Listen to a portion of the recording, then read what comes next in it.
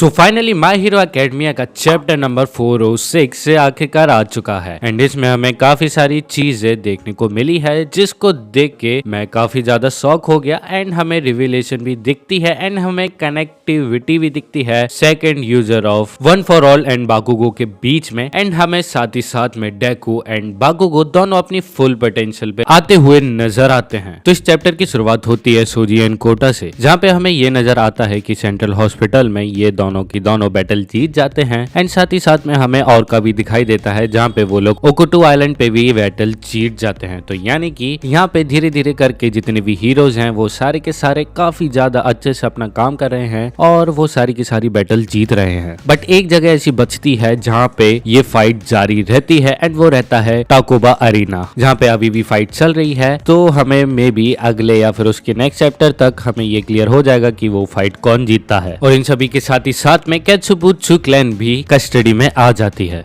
तो अब मुझे यहाँ तक जो दिखाई दे रहा है वो मुझे ये लग रहा है कि यहाँ पे हीरोज का पड़ला भारी है एंड प्लस पॉइंट यहाँ भी एक और है अपने पास कि हीरोज ने सारे के सारे सिविलियंस को बचा लिया है, जितने भी सिविलियंस वहाँ पे फंसे हुए थे। तो ये सारी चीजें देखने के बाद ये क्लियर हो रहा है कि हीरोज जीत रहे हैं एंड विलेंस हार रहे हैं एंड मेन विलेंस ही बचे हैं जो जिनको हराना रह गया है एंड वो आप सभी लोग जानते हैं कि कौन है। फिर तभी हम अगले पैनल में ये देखते हैं कि लेडी नागांट जमीन पे पड़ी हुई होती है एंड वो इजुको मिडोरियस के लिए प्रे कर रही होती है कि सिर्फ वो ही है जो अब बचा सकता है इस पूरे वर्ल्ड को ऑल फॉर वन से। तभी हमें नेक्स्ट पैनल में काफी बड़ा ब्लास्ट नजर आता है एंड अगर एक और इतना बड़ा ब्लास्ट हुआ है तो ऑब्वियसली वो बाकुगो ही होगा। तभी ऑल माइट उस ब्लास्ट की तरफ देखता है एंड वो ये देखता है कि वो रियली बाकुगो ही है एंड वो उसको काफी तेज उड़ते हुए देख रहा था। तभी एज शॉट ये बताता है कि जब वो मरने के कागाज पे था तो कुछ ऐसा हुआ जिसके चलते हुए वो वापस से जिंदा हो गया एंड साथ ही साथ में वो अभी एक ऐसी स्टेज पे हैं जहाँ पे वो अपने क्वर्क के बारे में कुछ न्यू एबिलिटी एंड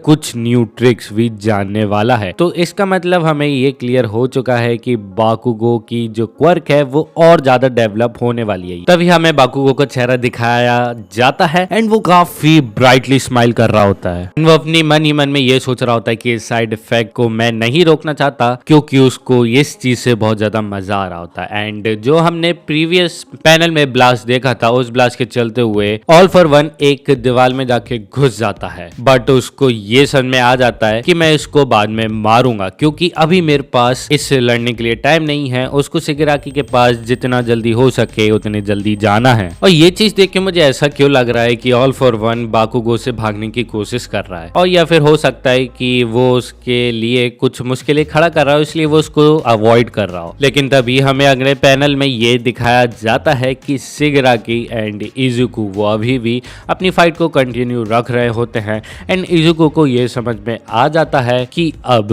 उसको किसी भी हालत में शिगेराकी को हराना पड़ेगा क्योंकि उसके जो सेंसेस के द्वारा उसके अटैक को डॉज कर पा रहा था वो अब ज्यादा देर तक काम नहीं करेगा। बट ये चीज तब काम नहीं करेगी जब regeneration instant death enhanced body जब शिगेराकी यूज करेगा। तो डेकू उस चीज को कैसे हैंडल करेगा वो चीज अभी भी फिगर आउट करने को बाकी थी एंड वो सेकंड यूजर के वार्निंग को ना समझते हुए उसको अभी इस सिचुएशन में फंस गया है क्योंकि उसने साफ बोल दिया था कि गियर शिफ्ट को ज्यादा यूज मत करना बट उसने ऐसा ही किया एंड अब वो कॉर्नर्ड हो चुका है। नॉट कंप्लीटली बट हाँ उसको काफी दिक्कत होने वाली है बट इजुको के पास अब सिर्फ एक ही बार गियर शिफ्ट यूज करने का मौका बचा है और अगर वो इस बार कुछ नहीं कर पाया तो समझ लो इजुको इज डन। तो वो पूरी तरीके से तैयार हो जाता है इस फाइनल अटैक को करने के लिए एंड वो बियॉन्ड चला जाता है। बट सिर्फ डेकू ही नहीं बाकुगो भी दूसरी साइड बियॉन्ड बोले तो अल्ट्रा प्लस चला जाता है एंड वो इतनी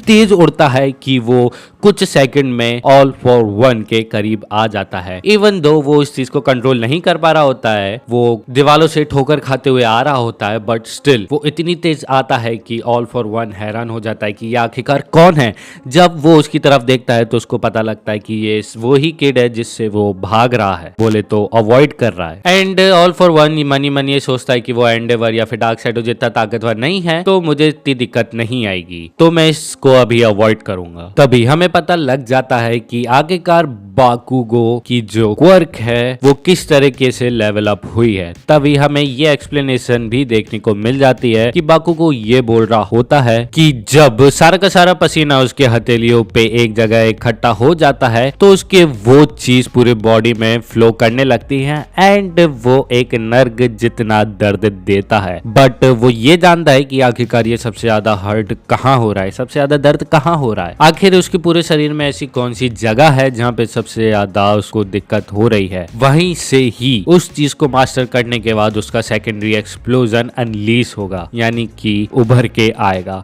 एंड उसी को वो चीज को डिस्कवर कर लेता है एंड वो इतनी तेज उड़ता है कि वो खुद की स्पीड को कंट्रोल नहीं कर पा रहा होता है एंड वो दीवालों से जमीन से टकरा टकरा के भिड़ते हुए ऑल फॉर वन के पास आ जाता है। एंड वही अदर हैंड बाकुगो के फादर एंड मदर दोनों की दोनों अवेलेबल थे एंड वो लोग टीवी पे बाकुगो को देख रहे थे। बट उसके पापा टीवी की तरफ नजर उठा के भी नहीं देखना चाहते थे क्योंकि वो ये नहीं चाहते थे कि वो कुछ ऐसा देखे जो उसके लड़के के साथ कुछ बुरा हो रहा हो। बट उसकी माँ ऐसा नहीं करती है एंड वो बोलती है क्योंकि बाकुगो की तरफ एक बार देखो, वो वापस से उसी की तरह हंस रहा है जैसे वो पहले हंसा करता था। वो अपनी परेशानियों को, अपनी मुश्किलों को वैसे ही फेस कर रहा है जैसे वो पहले किया करता था। तो हमें अभी उसको सपोर्ट करना सबसे ज्यादा जरूरी है क्योंकि अगर हम नहीं करेंगे तो और कौन ही करेगा। एंड तभी अचानक से हमें ये दिखाई देता है कि ऑल फॉर वन को सेकंड यूजर की झलक दिखाई देती है एंड जहाँ पे सेकंड यूजर ये बोलता है ऑल फॉर वन से कि तुम योइची को ढूंढ रहे हो बट अनफॉर्चुनेटली वो ऑलरेडी मर चुका है एंड तुमने ही उसको मारा है। और ये चीज सुनने के बाद ऑल फॉर वन काफी ज्यादा अपसेट हमें होते हुए दिखाई देता है और उसके एक्सप्रेशन ऐसे होते हैं जैसे कि उसको पता ही नहीं कि उसका ब्रदर मर चुका है। तो आप लोग ये सोच रहे होंगे कि ऑल फॉर वन को ऐसा क्यों महसूस हो रहा है, तो मैं बता दूं यार, वो उसका एक रियल भाई था। ऑफ कोर्स उसको उसके लिए, उसको प्रोटेक्ट करने के लिए फीलिंग्स होगी एंड उसको काफी बुरा भी लग रहा होगा क्योंकि उसको पता ही नहीं, उसको रियलाइज ही नहीं हुआ कि वो कब कब में मर गया। तो जैसे ये फ्लैशबैक खत्म होता है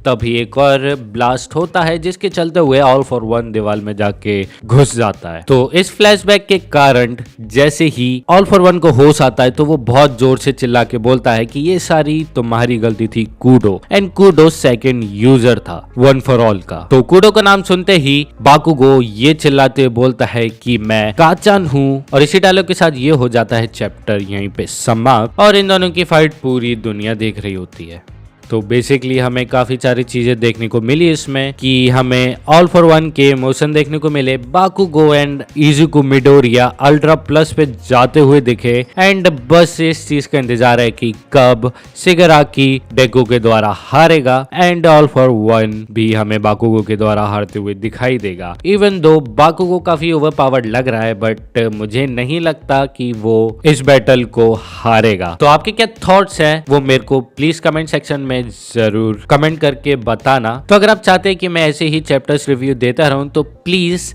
लाइक एंड सब्सक्राइब करना मत भूलिएगा क्योंकि वो मुझे काफी ज्यादा मोटिवेट करते हैं। तो मैं मिलता हूं आपको नेक्स्ट चैप्टर रिव्यू के साथ। Until sayonara.